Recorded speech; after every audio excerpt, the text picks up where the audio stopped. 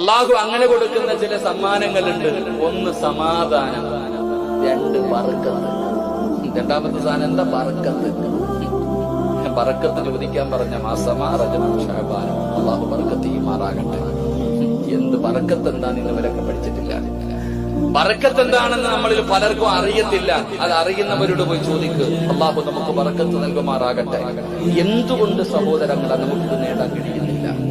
എടോ, നമ്മൾ മനസ്സിലാക്കേണ്ടത്, ഇന്ന് ഒരു ചെറുപ്പക്കാരന് എന്തെങ്കിലും സാമ്പത്തിക പ്രയാസം വന്നാൽ പേവെള്ളം വഹിക്കാൻ പോകും, കള്ളുപിടിക്കും, കഞ്ചാവടിക്കും, മയക്കുമരുന്നടിക്കും, അല്ലെങ്കിൽ കൂട്ടുകാരുടെ കൂടെ കറങ്ങാൻ പോകും, അല്ലെങ്കിൽ എന്റെ പ്രിയപ്പെട്ട സഹോദരങ്ങളെ വഴിയോരത്ത് പോയിരുന്നിട്ട് പുകച്ചോണ്ടിരിക്കും. ഇതൊക്കെ ഇന്നത്തെ ചെറുപ്പക്കാർ ചെയ്യാം.